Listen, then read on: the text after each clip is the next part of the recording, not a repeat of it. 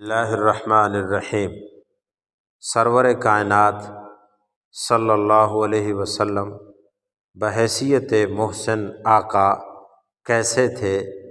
کئی واقعات، ان میں سے ایک آپ کے پیش خدمت ہے، سنیے۔ 8 سال کے ایک معصوم بچے کو اس کی ماں سعدا اپنے میکے لے کر گئیں۔ سعدا قبیلہ طے کی ایک شاخ بنی معن کے لڑکے ثعلبہ کی بیٹی تھی، جن کی شادی قبیلہ کلب کے ایک شخص حارثہ بن شرجیل سے ہوئی تھی۔ سعدا اپنے پیارے بیٹے کو میکے لے کر گئیں تو وہاں ایک انتہائی قیامت خیز حادثہ پیش آیا۔ قبیلہ بن کین بن جبیر کے لوگوں نے ان کے پڑاؤ پر دھاوا بول دیا۔ سب لوگ لوٹ کر لے گئے اور سب کچھ لوٹ کر لے گئے۔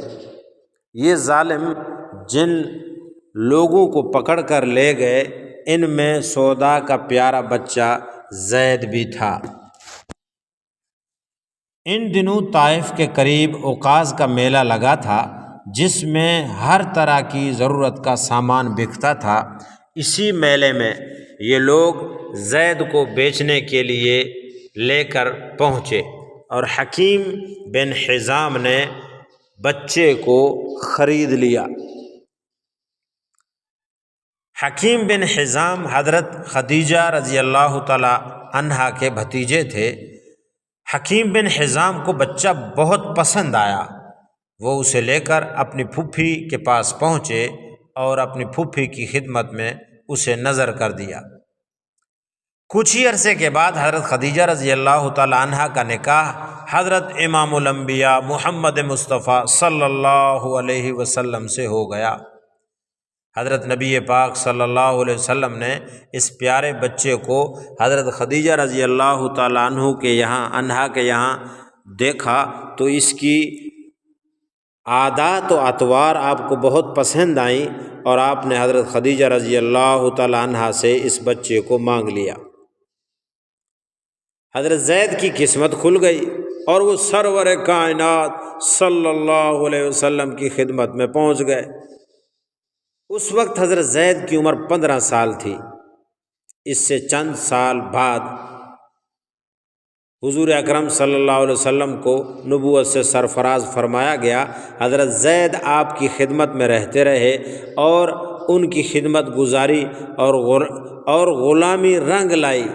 تاریخ کی کتابوں میں ان کو محبوب رسول صلی اللہ علیہ وسلم کے نام سے یاد کیا جاتا ہے، اور حضور کی معیت اور سرپرستی میں سب سے بڑی سعادت جو حضرت زید کو ملی وہ یہ کہ خدائے پاک نے اپنی آسمانی اور آخری اور مقدس و مطہر کتاب میں ان کا ذکر نام لے کر فرمایا۔ ہزاروں سال سے کروڑوں انسان ان کے نام کی تلاوت کرتے آ رہے ہیں اور رہتی دنیا تک تلاوت کی جاتی رہے گی، اور نہ جانے کتنے انسان سورہ احزاب میں حضرت زید کا ذکر اس انداز میں پڑھتے ہوئے چلے جائیں گے۔ فَلَمَّا قَضَى زَيْدٌ مِّنْهَا وَطَرًا زَوَّجْنَاكَهَا۔ دن گزرتے رہے اور زید حضرت محمد صلی اللہ علیہ وسلم کی خدمت میں رہتے رہے۔ ادھر ان کے والد کو پتہ چلا کہ ان کا جگر گوشہ مکے میں ہے۔ زید کے والد حارثہ اور چچا کعب تلاش میں نکلے۔ تلاش کرتے کرتے حضور اکرم صلی اللہ علیہ وسلم کی خدمت میں پہنچے۔ حارثہ، آپ انتہائی کریم اور شریف انسان ہیں، ہمارے بچے کو ہمارے حوالے کر دیجئے، جس کی جدائی کے صدمے سے ان کی ماں کا برا حال ہے اور ہمارے سکون بھی جاتا رہا ہے۔ آپ جو فدیہ مانگیں گے حاضر کریں گے، مگر بچے کو ہمارے ساتھ روانہ کر دیجئے۔ کعب آپ صلی اللہ علیہ وسلم کی اخلاق کریمہ سے ہمیں پوری طرح توقع ہے کہ آپ ہمارے بچے کو ضرور ہمارے حوالے کریں گے، اس کے بدلے میں آپ جو فدیہ چاہیں گے وہ ہم بلا تعمل آپ کی خدمت میں پیش کر دیں گے۔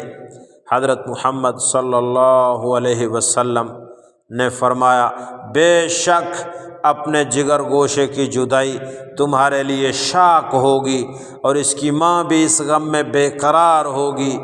میں زید کو بلاتا ہوں، میری طرف سے بالکل اجازت ہے، اگر وہ تمہارے ساتھ جانا پسند کریں گے تو میں ہرگز فدیہ قبول نہیں کروں گا، تمہارا بچہ ہے، تم اسے بالکل لے جا سکتے ہو۔ ہاں، اگر وہ میرے پاس رہنا پسند کرتا ہے تو میں ایسا آدمی قطعاً نہیں ہوں کہ جو شخص میرے پاس رہنا چاہتا ہو میں خواہ مخواہ اسے نکال دوں۔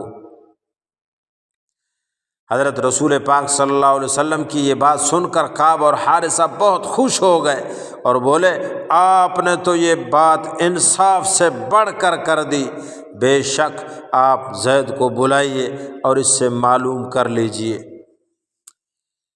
زید کے والد حارثہ اور چچا کعب بجا طور پر یہ خیال کرتے تھے کہ زید جوں ہی انہیں دیکھے گا ان سے لپٹ جائے گا اور پھوٹ پھوٹ کر روئے گا، اور اتنے دنوں کی غلامانہ زندگی بسر کرنے کے بعد وہ آزاد ہو کر اپنے ماں باپ اور اپنے گھر کے لوگوں کے پاس پہنچنے کے لیے بےتاب ہو جائے گا۔ زید بلائے گئے۔ حضور اکرم صلی اللہ علیہ وسلم نے زید سے فرمایا، تم ان دونوں کو جانتے ہو؟ زید نے کہا، جی ہاں، یہ میرے والد ہیں اور یہ میرے چچا ہیں۔ حضور اکرم صلی اللہ علیہ وسلم نے فرمایا، اچھا، تم ان دونوں کو بھی جانتے ہو اور مجھ سے بھی واقف ہو، میری طرف سے تمہیں پوری آزادی ہے، تم چاہو تو ان کے ساتھ چلے جاؤ اور چاہو تو یہاں میرے ساتھ رہتے رہو۔ مگر یہ کسی عام انسان کے الفاظ نہیں تھے، خدا کے رسول کے الفاظ تھے۔ حضرت زید اس عظیم ہستی کی غلامی میں تھے جن کی غلامی کے مقابلے میں دنیا جہان کی بادشاہی ہیچ ہے۔ حضرت زید نے ایک نظر باپ پر، ایک نظر چچا پر، ایک نظر حضور کی طرف ڈالی اور فیصلہ کن انداز میں کہا، میں تو آپ کو چھوڑ کر رہ سکتا ہوں، لیکن اے میرے محبوب صلی اللہ علیہ وسلم، آپ کو چھوڑ کر اب میں کہیں نہیں جا سکتا۔ حارث اور کعب نے خلاف توقع بیٹے کی بات سنی تو کہا، زید، کیا ہم تمہارے باپ اور چچا نہیں ہیں؟ کیا تم آزادی کے مقابلے میں غلامی کی زندگی بسر کرتے ہو اور پسند کرتے ہو؟ اپنے گھر والوں کو چھوڑ کر غیروں کے پاس رہنا چاہتے ہو؟ زید کا دل ان الفاظ کو سن کر دھڑکنے لگا، آنکھوں سے آنسو جاری ہو گئے اور بھرائی ہوئی آواز میں بولے، ابا جان، بے شک آپ میرے والد ہیں، بے شک یہ میرے چچا ہیں، بے شک میری ماں مجھے یاد کر رہی ہوگی، لیکن میں بتا نہیں سکتا کہ میں نے کیا چیز دیکھی ہے۔ اپنے آقا کے جو اوصاف میں نے دیکھے، اب مجھے تا زندگی ان کی غلامی ہی سب سے زیادہ محبوب ہے۔ اب میں دنیا میں کسی کو بھی چھوڑ سکتا ہوں، چاہے وہ باپ کیوں نہ ہو، چاہے ماں کیوں نہ ہو، چاہے چچا اور خاندان کیوں نہ ہو، اپنے محسن آقا صلی اللہ علیہ وسلم پر میں کسی کو ترجیح نہیں دے سکتا۔ زید کا یہ جواب سن کر حارثہ اور کعب نے کہا، زید، ایسی بات ہے تو ہم خوشی سے تمہیں اجازت دیتے ہیں، تم یہی رہو، تمہاری خوشی ہمارے لیے سب کچھ ہے۔ حضور اکرم صلی اللہ علیہ وسلم نے اسی وقت زید کو آزاد کر دیا اور حرم شریف میں جا کر قریش کے مجمع میں اعلان فرمایا، آپ لوگ گواہ رہیں، آج سے زید میرا بیٹا ہے، میں نے اس کو منہ بولا بیٹا بنا لیا۔ حارثہ اور کعب حیران تھے کہ وہ کیا دیکھ رہے ہیں، یہ کوئی خواب ہے یا واقعی زمین پر ایسی کوئی عظیم ہستی، فرشتہ صفت یا فرشتہ اتر آیا ہے؟ اور اس کے بعد قریش کے لوگ زید کو زید بن محمد صلی اللہ علیہ وسلم کے نام سے یاد کرنے لگے۔ جی ہاں، یہ وہی زید ہے جب حضور اکرم صلی اللہ علیہ وسلم نبوت سے سرفراز فرمائے گئے تو سب سے پہلے غلاموں میں ایمان لانے والے یہی زید تھے۔ حضور اکرم صلی اللہ علیہ وسلم کو ان سے کتنا لگاؤ تھا، اس کا اندازہ اس بات سے کیجئے کہ حضرت عمر رضی اللہ تعالیٰ عنہ اپنے دور میں جب حضرت اسامہ کا وظیفہ مقرر کرنے لگے تو اپنے بیٹے کا وظیفہ 2500 مقرر کیا اور حضرت اسامہ کا 3000 مقرر کیا۔ اور جب حضرت عبداللہ نے شکایت کی تو فرمایا، عبداللہ، اسامہ کے والد تمہارے والد سے زیادہ حضور اکرم صلی اللہ علیہ وسلم کی نظر میں محبوب تھے، اور اسامہ خود تم سے زیادہ رسول صلی اللہ علیہ وسلم کی نظر میں محبوب تھے۔ واقعی زید کیا نصیب اور کیا مقدر تیرے، خدا تیری قبر کو اور زیادہ نور سے منور فرمائے۔